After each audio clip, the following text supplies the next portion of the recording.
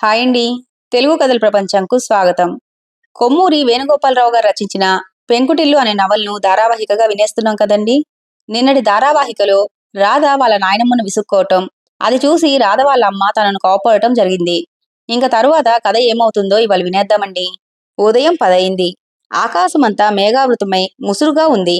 మెద్రాసులో ఒక వీధిలో ఒక పెద్ద డాబా ముందు బయట మెట్ల మీద నుంచొని ప్రకాశరావు ఈ పూట కాలేజీకి ఎలా వెళ్ళటమా అని ఆలోచించసాగాడు. వారం రోజుల నుంచి అతనికి మరీ ఇబ్బందిగా ఉంది. చేతిలో చిల్లిగవ్వ ఆడటం లేదు. షాపుకు వెళ్లి బట్టలు తెచ్చుకునేందుకు వీలు లేదు. వేసుకున్న బట్టలు మాసిపోయి తనకే అసహ్యాన్ని కలగజేస్తున్నాయి. అతని మనసు ఇప్పుడు అన్ని విషయాల మీద లగ్నమైంది. ఉంటున్న గదికి 2 నెలల అద్దె బకాయి పడ్డాడు.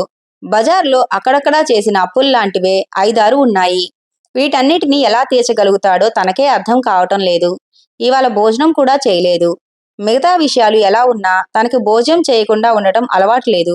చిన్నప్పటి నుంచి 3 పూటలా తినటం తల్లి తనకు అలవాటు చేసింది. అది ఇప్పుడు పట్నంలో 2 సార్లుగా మార్చుకునేసరికి నానా యాతన పడ్డాడు. ఇవాళ 1 గంట అయ్యేసరికి కళ్ళు తిరిగే పరిస్థితి వచ్చింది. ఎంతో చిన్న సమస్యలే అతనికి పెద్ద సమస్యల్లా కనిపించసాగాయి. లోపలకు వంగి అక్కడ హాల్లో గోడనున్న గడియారం వంక చూశాడు. ఇంచుమించు టైం అయిపోయింది. కాలేజీ ఈ ప్రదేశానికి 6 మైళ్ళ దూరంలో ఉంది. ఈ స్థితిలో నడిచి వెళ్లటమూ అసంభవమే. డబ్బు పంపమని ఇంటికి రాసి 5 రోజులైంది. వాళ్లకు పంపడానికి కష్టమని తెలిసే విధిలేక రాశాడు. ఎలా పంపుతారు? ఎలా వస్తుంది? ఇవన్నీ కలలో జరిగే సంగతుల్లా గోచరించసాగాయి అతనికి. అక్కడ నిలబడి ఏమి చేయడానికి తోచక మళ్లీ లోపలికి వెళ్లి గది తలుపులు తీసి కుర్చీలో కూర్చున్నాడు. తెల్లగా ఉన్న గోడవైపు ఏదో ఆలోచించుకుంటూ చూడసాగాడు. 10-15 నిమిషాలు గడిచాక మీరింక కాలేజీకి వెళ్ళలేదా అన్న ప్రశ్న వెనక నుంచి మెల్లగా వినవచ్చింది. ఉలిక్కిపడి తల తిప్పి చూసి రండి అన్నాడు. ఆమె కోసం కుర్చీలోంచి లేవబోతుంటే చిరునవ్వుతో పర్వాలేదు, ఇది చాలు నాకు అని కింద ధూళి దుమ్ములో పరిచి ఉన్న చాప మీద కూర్చుంది. మీరు నాకు చాలా కష్టం కలిగిస్తున్నారండి అన్నాడు. ఏం అని కింద కూర్చుంటున్న శకుంతల నవ్వుతూ అడిగింది. ఈ ఇంటి యజమానురాలు మీరు. నేను ఏదో చదువుకునే బీదవాణ్ణి. మీరు నాకన్నా కింద కూర్చోవటం అని అనబోయేంతలో ఇహ ఆపండి అని ఆమె పకపకా నవ్వసాగింది. ఈ గొప్ప బీద తారతమ్యాలు లేకుండా మీరు మాట్లాడగా నేనెప్పుడూ వినలేదు అంది నవ్వును ఆపుకుంటూ. ఆమెకు అంతగా పకపకమని ఎందుకు నవ్వు వచ్చిందో ప్రకాశానికి అర్థం కాలేదు. మనసులోనిదే బయటకు అన్నాడు. మీరు ఎందుకు నవ్వుతారో అర్థం కావటం లేదు నాకు అని. ఈ ప్రశ్నకు సమాధానం సూటిగా వచ్చింది. నేనెందుకు నవ్వుతానో నాకే అర్థం కాదు. ఆశ్చర్యకరమైన ఈ విషయాన్ని విని దాని గురించి ఆలోచిస్తూ ఉండగా మీరింతకీ అసలు విషయం చెప్పనే లేదు. తమరు కాలేజీ ఎందుకని ఎగ్గొట్టారు అని శకుంతల ప్రశ్నించింది. ఒంట్లో బాగోలేదండి అన్నాడు. మీరీ పూట హోటల్కి కూడా పోయినట్లు లేదే అన్నది. ఇవాళ ఆకలిగా లేదు అన్నాడు. కొంటెగా నవ్వుతున్న ఆమె వంక చూస్తూ ప్రకాశరావు బదులు చెప్పడానికి ఇష్టపడకపోయినా తన ఓటమిని అంగీకరించలేక ఆకలికి బదులు నా మనసు నిండా ఇంకొకటి ఆక్రమించింది అన్నాడు. మనసు నిండానా కడుపు నిండానా అని శకుంతల విరగబడి నవ్వింది. ఈసారి ప్రకాశరావు ఒప్పుకుంటూ మీరు ఎప్పుడూ ఇటువంటి ప్రశ్నలే వేస్తుంటారాయే, ఎలా సమాధానం చెప్పటం అన్నాడు. ఎక్కువ తక్కువలకు మధ్యమంగా పరిచయం ఉన్న 2 స్త్రీ పురుషులు ఇటువంటి సమయాల్లో మాట్లాడుకోవలసి వస్తే మాటలు దొరకడం చాలా కష్టం. అందులో అక్కడ ఉన్నది ప్రకాశరావు లాంటి యువకులే అయితే మరీ కష్టం. కొంతసేపు గడిచాక శకుంతల సరే, మీరు భోజనం చేయలేదు, పలహారమైనా చేయకూడదా అంది. నాకేమీ వద్దు అన్నాడు ప్రకాశరావు బాధగా. కాదు, మీకు కావాలి అంది శకుంతల మొండిగా. తన రహస్యం బయటపడిపోతుందేమోనని విచారంగా ఆతృతగా ఆమె వైపు చూశాడు అతను. మీరు ఎంత వద్దన్నా నీరసంగా ఉన్నారని మీ ముఖమే చెబుతుంది. పళ్ళు తీసుకోవచ్చు, తెస్తానుండండి అంటూ ఆమె లేచి గుమ్మం దాటి వెళ్ళబోయింది. వద్దు శకుంతల హీనంగా అన్నాడతను. ఆ సంబోధన, ఆ మాటల్లో ధ్వనించిన అదో రకం భావన విని ఎక్కడ నిల్చుందో అక్కడే నిశ్చేష్టురాలై ఉండిపోయింది శకుంతల. ప్రకాశం వెంటనే తన తప్పును తెలుసుకుని మితిలేని భేదంతో నేను వట్టి దౌర్భాగ్యుణ్ణి, నా మీద ఆదరం చూపించే వాళ్లతో కూడా ఎట్లా ప్రవర్తించాలో నాకు తెలియదు అన్నాడు గాద్గదికంగా. శకుంతల ఇంకా తెల్లబోయి అలాగే చూస్తూ నిలబడింది. మీ కోపం ఇంకా పోలేదా? ప్రకాశం ఆమెను సమీపిస్తూ జాలిగా అడిగాడు. శకుంతల జవాబు చెప్పలేదు. 1 నిమిషం అతని వంక భావశూన్యంగా చూసి గిరుక్కున వెనక్కి తిరిగి లోపలికి వెళ్ళిపోయింది. ప్రకాశరావు మ్లానవదనంతో కుర్చీలో కూలబడి ఆలోచించసాగాడు. శకుంతల ప్రవర్తనలోని అర్థమేమిటి? తనతో మాట్లాడటానికి కూడా ఆమె ఇష్టపడలేదా? ఒక్క మాటతో ఆమె సున్నిత హృదయానికి గాయం కలగజేశాడని అతనికి తన ప్రయోజకత్వం మీద తనకే ఏవగింపు కలిగింది. తనకు ఏమీ చేత కాదు, ఎవరితో ఎలా మాట్లాడాలో కూడా తెలియదు. ప్రపంచంలో ఎటువంటి పరాభావాలైతే ఎదుర్కోకూడదని ప్రజలు అనుకుంటూ ఉంటారో అవి తనకే ఎదురవుతుంటాయి ఏమిటో అనుకున్నాడు. ఈ ఒక్క మాట వల్లనే శకుంతల ఆగ్రహించుకుందన్న విషయం కూడా అతనికి వెంటనే నమ్మశక్యం కాలేదు. అంతకంటే చురకపెట్టే ప్రభావం గల భావం తన మాటల్లో ఉండి ఉండాలని అతను అనుకున్నాడు. ఒకవైపు ఆకలి బాధ, మరోవైపు ఆలోచనల్లో బాధ. ఈ రెండూ కలిసి అతన్ని కృంగదీస్తూ ఉంటే శిలా విగ్రహంలాగా అలా ఎంతసేపు అలా కూర్చుండిపోయాడో అతనికే తెలీదు. బయట నుంచి పోస్ట్ మ్యాన్ కేక వేసే వరకు అతను అలాగే ఉన్నాడు. తర్వాత లేచి పోస్ట్ మ్యాన్ అందించిన ఒక కవర్ తీసుకుని లోపలికి వచ్చాడు. ఉత్తరమంతా చదివాక అతని మనసు మరింత చిరాకుగా అయిపోయింది. ఇక అలా కూర్చొని ఉండటం కూడా అసంభవం కాగా అమాంతంగా పోయి విసురుగా చాప మీద పడి కళ్ళు మూసుకున్నాడు. అతని ఒళ్లంతా ఏవో తేళ్లు జెర్రులు పాకినట్లయింది. హృదయాంతరాళం నుంచి ఏదో బాధలు బూసుకొని వస్తున్నట్లుగా అనుభూతి పొందాడు. ఎంతో ప్రయత్నం మీద చాలాసేపటికి మగత నిద్రలో పడిపోయాడు. మళ్ళీ అతనికి మెలకువ వచ్చేసరికి చాలా పొద్దయింది. తెలివి తెచ్చుకుని చుట్టూరా చూసి తన చేష్టలకి తనే సిగ్గుపడ్డాడు. పగటిపూట నిద్రపోయే అలవాటు చిన్నతనం నుంచి తనకు లేదు. అటువంటిది ఇవాళ గాఢంగానో మగతగానో ఏదో ఒకటి ఇంతసేపు ఎలా నిద్రపోయానా అని అతనికి ఆశ్చర్యంగా ఉంది. చాలాసేపు నిద్రపోవటం వల్ల ముఖం కొంచెం ఉబ్బింది. కళ్ళు వాచి బాధ పెడుతున్నా మనసు చాలా ప్రశాంతంగా ఉంది. ఇప్పుడు ఇందాక బాధించిన ఆకలి బాధ కూడా లేదు. ఏమిటో తేలికగా ఉన్నట్లుగా ఉంది. ఇప్పుడు చేయవలసిందేమిటన్నది అతనికి ముందుగా తోచిన ప్రశ్న. ఏమీ చేయకుండా ఊరికినే కూర్చుంటే లాభం లేదు. ఇప్పుడు ఆకలి కాకపోయినా తిరిగి వేళ అయ్యేసరికి మళ్ళీ బాధించవచ్చు. ఇంకా 5-6 రోజుల దాకా తనకు వచ్చే ఆస్కారం లేదు. ఇన్ని రోజులు ఎలా కాలేజీకి పోయేటట్లు, ఎలా గడిపేటట్లు అనుకున్నాడు. అతనికి నాన్నగారు రాసిన ఉత్తరం జ్ఞాపకం వచ్చింది. అన్నయ్య ఇలా ఎందుకు చెప్పాడు? ఇటువంటి పనులు చేయడానికి తను సమ్మతించలేదని అతనికి తెలియని విషయమా? తన అభిమానం ఎంత ఎదురు తిరుగుతున్నా అన్నయ్య చెప్పినట్లు చెయ్యాలి అని లేచాడు. లేకపోతే పర్యవసానం అనుభవించేది తనే. అద్దంలో ముఖం చూసుకున్నాడు.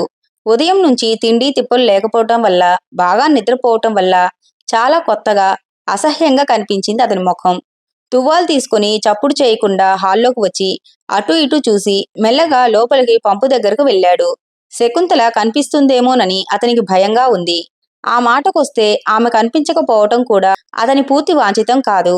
కనిపిస్తే ముందుగా హావభావ ప్రదర్శన ఎట్లా చేయాలో, ఏం మాట్లాడాలో తెలియదు. అక్కడ సబ్బు కూడా లేదు. ఆదరాబాదరాగా ముఖం నీళ్లతో కడిగేసుకుని యువతలకు వచ్చి పడ్డాడు. తలుపులు ఎలాగో తాళం వేసి వీధిలోకి వచ్చాడు.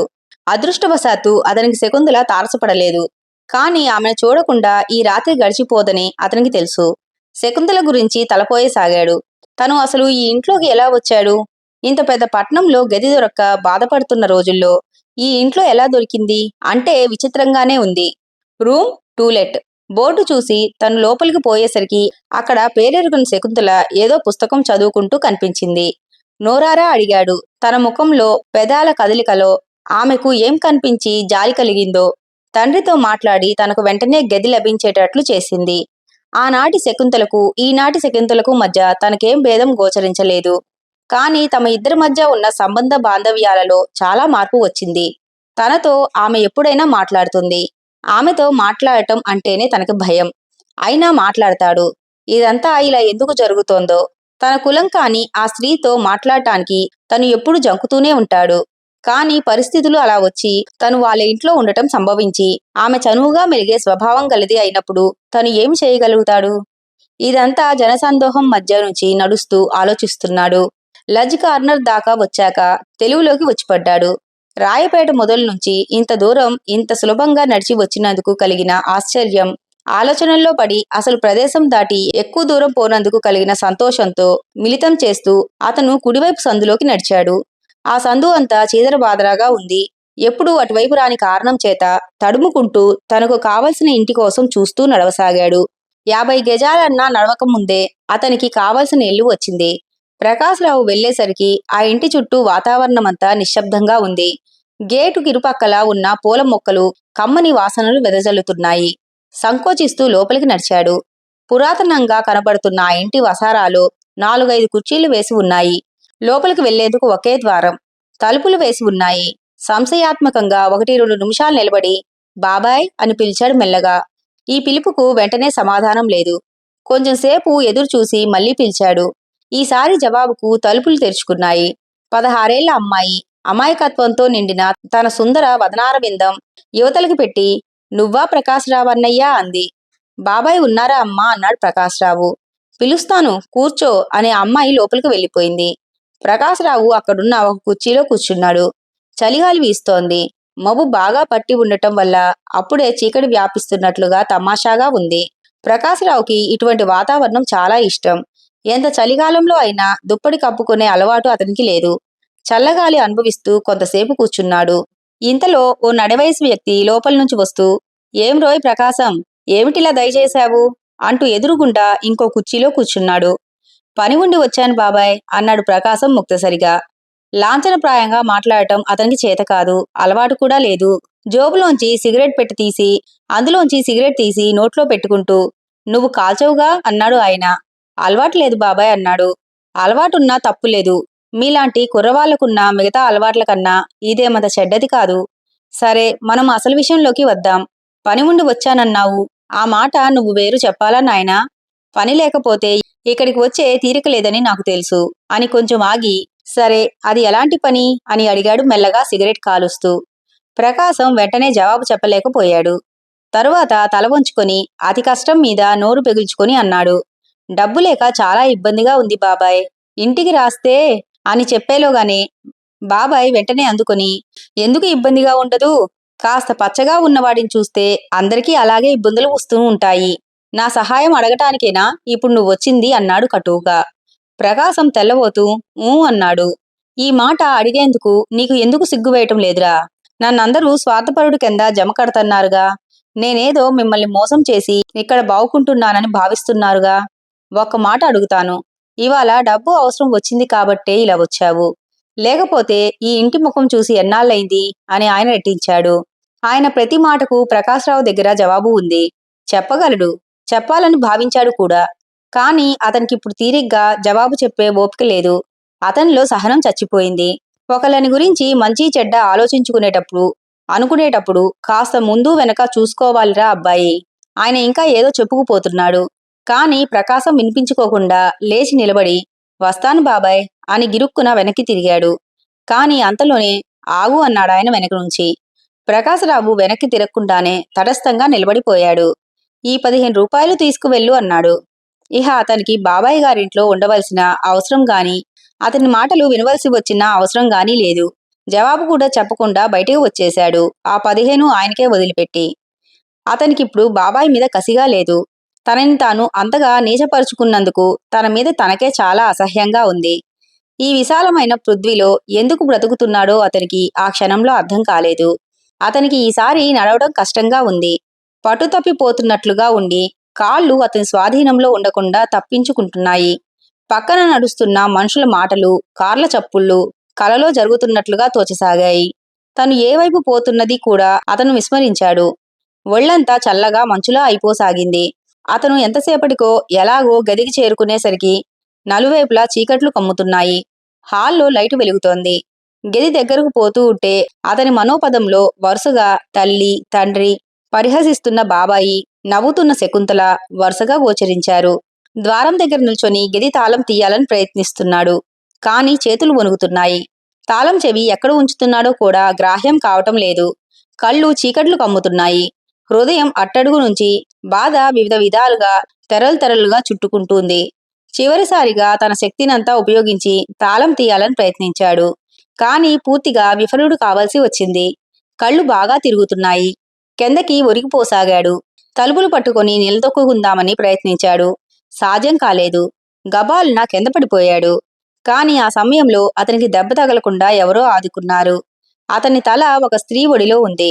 మీదకు వంగి ఆ స్త్రీ అతని ముఖంలోకి ఆతృతగా చూస్తోంది. అతి కష్టం మీద కళ్ళు తెరిచిన ప్రకాశరావు ఆమె ఎవరో గుర్తించాడు. మరుక్షణంలో అతని కళ్ళు మళ్లీ బరువుగా మూతలుపడి పూర్తిగా బాహ్యస్మృతిని కోల్పోయాడు. కార్తీక మాసంలో ఒకరోజు తెల్లవారుజామున ముసలమ్మగారు కృష్ణా స్నానానికి పోతూ, నువ్వు కూడా రాకూడదటే అని అడిగింది. అప్పుడే ఆవలిస్తూ వస్తున్న ఛాయను చూసి. దుప్పటి పూర్తిగా మీదకు లాక్కుంటూ ఆ పిల్ల, నాకు చలేస్తోంది బామ్మ అంది. అయ్యో విడ్డూరమా, చలేమిటి చలి? నాకు లేని చలి నీకు ఎక్కడ్నుంచి వచ్చిందట?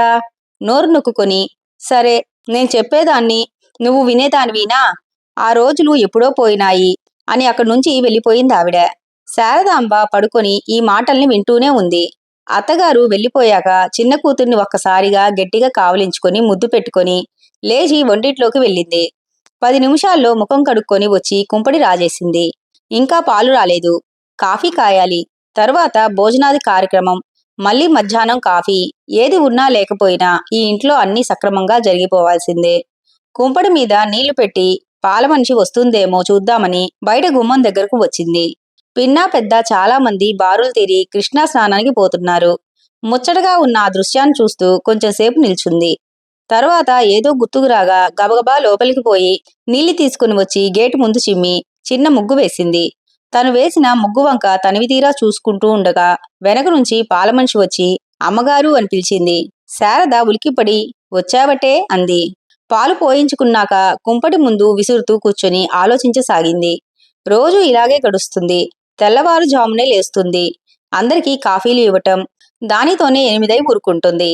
తర్వాత మడికట్టుకొని వంట పనికి పూనుకోవాలి. అందరి భోజనాలు అయ్యేసరికి 12 దాటుతోంది. అప్పుడు ఓ గంట సేపు నడుము వాలుస్తుంది. ఏమైనా బుద్ధి పుడితే ఎవరితోనైనా మాట్లాడటానికి పోయినా మధ్యాహ్నం 3 అయ్యేసరికి కాఫీలు. తరువాత మామూలే. ఇలానే ఈ సంసారంలో ఇన్ని రోజులు గడిచాయి. సాధారణంగా జరిగిపోయిన రోజుల్ని గురించి ఆమె ఆలోచించుకోదు. ఆలోచించుకుంటే ఆమె నయనాలు నీళ్లతో నిండిపోతాయి. తన జీవితంలో ఏం చూసింది? ఏం చేసింది? తను చేసినంత వరకు ఆమెకు ఒక్కటే కనిపించింది. కొంతమంది జీవుల్ని ఈ భూమి మీదకు తెచ్చి వదిలిపెట్టింది. వాళ్ళలో కొంతమంది బతికారు, కొంతమంది చచ్చిపోయారు. బతికిన వాళ్ళు ఏం అనుభవిస్తున్నారు? ఇది ఆమెను రోజూ కలవరపెట్టే విషయం. తమ కడుపున పుట్టిన వాళ్ళకి తాము ఏం సహాయం చేయగలిగారు? వాళ్ళ కోరికలు ఏం తీర్చగలిగారు? తాము సొంతంగా ఎవరిని ప్రయోజకుల్ని చేయగలిగారు? అష్ట కష్టాలు పడి ఇంతవరకు ఒక కుమార్తె వివాహం చేయగలిగారు. అది ఏదో మాదిరిగా కాకినాడలో జీవిస్తోంది. దాని మానాన అది బతుకుతోంది. ఇహ పెద్ద కొడుకు నారాయణ విషయం. వాడికిప్పుడు 25 ఏళ్లు వచ్చాయి. ఇంకా పెళ్లి చేయలేదు. వాడిదంతా అదో వింత తత్వం. బాధల్ని బాధగా పరిగణించడు. అపాయాల్ని ఎదుర్కొనే నిమిత్తం ఉపాయాలను వెతుక్కోడు. కాని అప్పుడప్పుడు తను అనుకుంటుంది, సరిగ్గా బ్రతకాలంటే ఇటువంటి వింత తత్వం మనుషులే అవసరం ఏమో. లేకపోతే ఆయన గారి అద్భుత ప్రవర్తనకి ఈ ఇంట్లో ఎటువంటి పేచీలు జరిగేవో. ఆ విషయం అలా ఉంచి రెండోవాడు ప్రకాశం విషయం గుర్తు వచ్చేసరికి ఆమె మనసంతా అల్లకల్లోలం అయ్యి కడుపులో ఏదో దేవినట్లు అయిపోతుంది. స్వయంగా మద్రాసు నగరాన్ని చూడకపోయినా అక్కడ జీవితం ఎంత ఖరీదైందో అప్పుడప్పుడు ఎవరెవరో చెప్పుకునే మాటలు విని ఉంది. తాము పంపించే డబ్బు అక్కడో మనిషికి ఎంత తగ్గించుకున్నా అయ్యే ఖర్చులో పోల్చి చూస్తే ఎన్నో వంతు. మరి అక్కడ ప్రకాశం ఏ విధంగా గడుపుతున్నాడో. ఎంత అవసరం అయితే గాని డబ్బు పంపమని రాయడు. మొన్న రాశాడు. ఎంత ఇబ్బంది పడి ఉంటాడు. ఏదీ రాకపోయేసరికి ఎంత చిన్నబుచ్చుకొని ఉంటాడో. అక్కడ వాడికి వేళకి సరైన తిండి ఉంటుందని ఎలా నమ్మకం? ఇవన్నీ ఆలోచిస్తూ ఎంత ఆపుకుందామన్నా ఆమె కళ్ళ నుంచి నీళ్లు ఎడతెగకుండా ప్రవహించాయి. ఎందుకమ్మా ఏడుస్తున్నావు? అప్పుడే నిద్ర నుంచి లోపలికి వచ్చిన రాధ తల్లి ఏడుస్తూ ఉండటంతో చూసి ఆశ్చర్యంతో ప్రశ్నించింది. శారదాంబ ఉలికిపడి చీర కొంగుతో నీళ్లు తుడుచుకుని, ఏడవటం కాదమ్మా, పొగ కళ్ళల్లోకి పోయేసరికి అంది. కాని రాధ అటువంటి జవాబు నమ్మి ఊరుకునే స్వభావం గల పిల్ల కాదు. వెంటనే, ఎందుకమ్మా పొద్దున్నే అబద్ధాలు చెబుతావు అంది. కుమార్తె అన్న మాటకు శారదాంబ కొంచెం కోపం తెచ్చుకున్నట్లు నటించి, చాలే, ఈ మధ్య మాటకు మాట జవాబు చెప్పటం బాగా అలవాటు చేసుకున్నావు అంది. తల్లి మాటలకు కొద్దిగా బాధపడినా మళ్ళీ ఏదో గుర్తుకు వచ్చినట్లు నవ్వుకుంటూ దొడ్లోకి వెళ్ళిపోయింది రాధ. కూతురు నవ్వుకోవటం చూసిన శారదాంబకు మరీ చిన్నతనంగా ఉంది. కాని రాధను చూసి అప్పుడు కోపం రాలేదు. జాలి కలిగింది. దాని జీవితం ఎట్లా ఉంటుందో అని ఆమె నిరంతరం తలపోస్తూనే ఉంటుంది. ఇంతవరకు రాధకు పెళ్లి కాలేదు. ఇహ ముందు మాత్రం ఏ విధంగా జరుగుతుంది? ఎవరూ పూనుకోకుండా ఉంటే ఎట్లా? ఉదయం లేచిన తర్వాత ఆమెకు ఎప్పుడైతే ఇలాంటి ఊహలు కలిగాయో ఇహ ఆ రోజంతా చికాకుగానే ఉంటుంది. ప్రతి చిన్న సమస్య పెద్ద సమస్యలాగానే కనిపిస్తుంది. తరువాత నారాయణ కూడా లేచి వచ్చాడు. అతను తల్లితో ఏమీ మాట్లాడకుండానే పెరట్లోకి వెళ్ళిపోయాడు. ఛాయను కేకేసి, వాసుగాణ్ణి లేపు తల్లి అంది శారదాంబ. ఒరే అన్నాయ్ అన్నది పెద్దగా. వాసుకు మెలకువ రాలేదు. ఛాయ అతన్ని పట్టుకొని కుదుపుతూ, లేవరా అన్నాయ్ అంది. వాసు బద్ధకంగా కళ్ళు విప్పి, అబ్బా ఉండవే అన్నాడు. అమ్మ రమ్మంటుందిరా, లెగువు అన్నది. అబ్బా, ఇంకాసేపు పడుకుంటానే అన్నాడు. సరే, ఈ విషయం అమ్మతో చెబుతానుండు అంటే నెత్తిమీద ఒక మొట్టికాయ వేశాడు. అమ్మా చూడవే అంటూ ఛాయ తల్లి దగ్గరకు వెళ్ళింది. మధ్యాహ్నం 12 చిదంబరం ఆటలోంచి లేవలేదు. అప్పుడప్పుడు భోజనం చేయకుండానే ఆటలో కూర్చోవటం ఆయనకి అలవాటు. ఇవాళ కూడా అంతే జరిగింది. 12:05 ఛాయ పరిగెత్తుకుంటూ వచ్చి, అమ్మ భోజనానికి రమ్మంది నాన్న అంది 4వసారి. చిదంబరం విసుక్కుంటూ, ఉండవే, ఆట రసబట్టులో ఉంది అన్నాడు. తొందరగా రమ్మంది నాన్న అంది మరోసారి. ఈసారి చిదంబరానికి అంతులేని కోపం వచ్చింది. పేక ముక్కల్ని గబాలన కింద పడేసి, చెబుతుంటే బుద్ధి లేదు, అవతల పెద్ద మనుషులున్నారని కూడా లేకుండా 1000 గోడ కుర్చీలు వెయ్యి అని గద్దించాడు. చిన్నపిల్ల గజగజమును వణుకుతూ బిక్కమొహం వేసి నిల్చుంది. చూస్తావేం అన్నాడు. ఈ గర్జనకు హడలిపోయి తడబడే కాళ్ళతో గోడ దగ్గరకు పోయి గోడ కుర్చీ వేసింది. ఆ పిల్ల చిన్న పాదాలు వణుకుతున్నాయి. తెల్లని శరీరం నుండి స్వేద బిందువులు ముత్యాల్లా ప్రవహించసాగాయి. ఎవరికీ బుద్ధి లేదు అని చిదంబరం మళ్లీ ఆటలో మునిగిపోయాడు. అతని చర్యను అక్కడున్న పెద్ద మనుషుల్లో ఎవరూ గుర్తించలేదు. అలా కొంచెంసేపు గడిచింది. కాళ్ళు నొప్పులు పెడుతున్నా తండ్రి అంటే భయంతో అలాగే కూర్చుని ఉంది. ఆ దృశ్యాన్ని ఎవరూ చూడకుండా ఉంటే అలా ఎంతసేపు జరిగేదో గాని, ఎక్కడో పెత్తనాలు సాగించి ఇంట్లోకి వస్తున్న ముసలమ్మ గారి కళ్ళు ఈ చిన్నపిల్ల దుస్థితిని చూడనే చూశాయి. అయ్యో తల్లి, అయ్యయ్యో, ఏమిటిది అంటూ అక్కడ ఎవరెవరు ఉన్నారో చూడకుండా చప్పును గదిలోకి జొరబడి రానని ఆ పిల్ల ఎంత మొత్తుకుంటున్నా బలవంతంగా యువతలకు లాక్కువచ్చింది. లాక్కువచ్చి అంతటితో ఊరుకోలేదు. పెద్ద పెట్టున ప్రారంభించింది. ఏళ్లు రాగానే సరే, జ్ఞానం అనేది ఒకటుండాలి. ఇంతకీ అదేం తప్పు చేసిందని అంత శిక్ష? చిన్నపిల్ల ఎలా వణికిపోతుందో అదైనా చూడనక్కర్లేదు. అసలు ఇవాళ దీనికి ఎంత గండం తప్పింది అంటూ కృష్ణకి రానన్నదని చివాట్లు వేశాను. కాని రాకపోవటం ఎంత మంచిదైంది. దీని ఈడు పిల్ల నా పక్కనే స్నానం చేస్తూ చూస్తూ ఉండగానే బుడుగుమని మునిగిపోయింది కదా. మళ్ళీ లేచిందా? దాన్ని తీసుకెళ్తే అంత ప్రమాదము దీనికే సంభవించేది కదా. అదేమన్నా ఆలోచించేనా ఇంతటి శిక్ష విధించటం అని. నా చిట్టి తల్లి, ఎంత పిచ్చిదానివే అంటూ ఆ పిల్లను అక్కున చేర్చుకుంది. ఇదంతా విని అన్యమనస్కంగా చిదంబరం కొంతసేపట్లో వస్తానని, అప్పటిదాకా ఊరికే కూర్చోబెడుతున్నందుకు పెద్ద మనుషులకు క్షమాపణ చెప్పుకొని లోపలికి వచ్చాడు. అయితే మరి పెద్దవాళ్ళ మాటకి ఎదురు చెప్పమని ఎక్కడ ఉంది? అతను తల్లిని సూటిగా ప్రశ్నించాడు. నిజానికి జరిగిందేంటో ముసలమ్మగారికి కూడా తెలీదు. అయినా ఆవిడ తొనక్కుండా పెద్దరికం, పెద్ద కబుర్లు చెప్పటం మటుకు వచ్చు. ఏ విషయంలో నీ పెద్దరికం నిలబెట్టుకున్నావు గనక నాయనా అని అడిగింది. తల్లి ఇలా అనేసరికి చిదంబరం మారు సమాధానం చెప్పకుండా లోపలికి పోయి చేతులు కాళ్ళు కడుక్కొని బుద్ధిమంతుడిలా పీట మీద కూర్చున్నాడు. శారదాంబ మాట్లాడకుండా వడ్డించింది. చిదంబరం కొంచెం సేపు అయ్యాక నిశ్శబ్దాన్ని భగ్నం చేస్తూ, నాకిటువంటి విషయాలే నచ్చవనుకుంటాను. నేను భోజనానికి రాక కొంచెం ఆలస్యం చేస్తే ఇంతమంది కంగారుపడి నానా రగడా చేయటం ఎందుకో? ఆకలైతే బాధపడేది నేనేగా అన్నాడు.